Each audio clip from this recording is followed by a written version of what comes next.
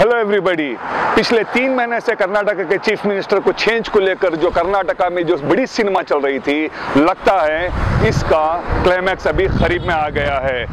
पिछले 3 महीने से जितने बार भी ये लीडर्स यहाँ दिल्ली जा रहे थे, बीजेपी के बेंगलोर आ रहे थे, वहाँ के जो कर्नाटका के जो इंचार्ज अरुण सिंह है वो भी पिछले महीने कर्नाटक आए थे। जितने डिसग्रंटल्ड एमएलए से उनसे भी उन्होंने मुलाकात की। मुलाकात करने के बाद वो येडियुरप्पा को क्लीन चिट देकर ये कह दिया था कि अगले 2 साल तक कर्नाटका के चीफ मिनिस्टर येडियुरप्पा ही रहेंगे। लेकिन पिछले हफ्ते से स्टोरी में ट्विस्ट आ गया है। फ्राइडे के दिन जो दिल्ली में जो बीजेपी के जो टॉप लीडर्स के साथ कर्नाटका के चीफ मिनिस्टर येडियुरप्पा की और उनके बेटे विजयेंद्र जो कर्नाटका बीजेपी में वाइस प्रेसिडेंट भी हैं, उनकी वहां पे मीटिंग हुई थी। उस मीटिंग के बाद कर्नाटका के चीफ मिनिस्टर ने जुलाई 26 को लेजिस्लेटिव पार्टी की मीटिंग को बुलाया है।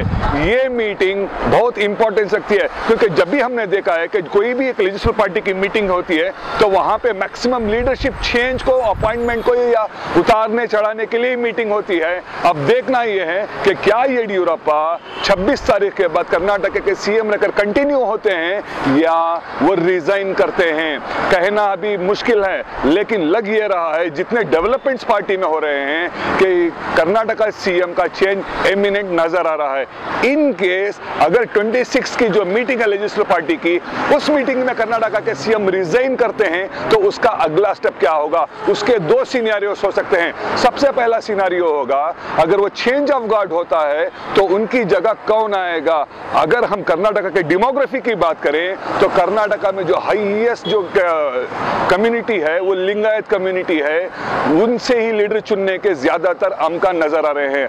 अगर लिंगायत से कोई लीडर चुनाया जाएगा तो उसमें जो सबसे पहला जो नाम आएगा वो नॉर्थ कर्नाटका के मुरुगेश निरानी का नाम राउंड कर रहा है। उसके बाद में प्रहलाद जोशी का भी नाम आ रहा है। अगर लिंगायत कम्युनिटी को हटकर अगर वक्कलिका कम्युनिटी में किसी को सीएम बनाएंगे तो उसमें सीटी रवि का भी नाम नजर आ रहा है और डिप्टी चीफ मिनिस्टर अश्वत्थ नारायण का भी नाम आ रहा है। अब हमें देखना यह है कि अगले 8 दिन में कर्नाटका के पॉलिटिक्स में चेंजेस क्या आते हैं। अब इसका सिनारियो नंबर 2 हम बात करते हैं। अगर किसी भी रीजन से कर्नाटका के चीफ मिनिस्टर बी.एस. येडियुरप्पा 26 जुलाई को अगर रेसिग्नेशन सबमिट कर देते हैं तो कर्नाटका में जो बीजेपी है आज सिर्फ येडियुरप्पा के ही लीडरशिप की वजह से इतनी स्ट्रांग है, क्योंकि येडियुरप्पा लिंगायत वीरशैव कम्युनिटी के एक सबसे बड़े लीडर हैं और उनका रेसिग्नेशन करना बीजेपी के लिए अच्छी खबर नहीं रहेगी।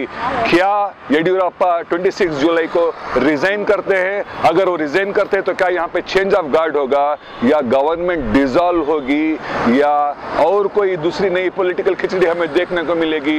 ये तो वक्त ही बताएगा।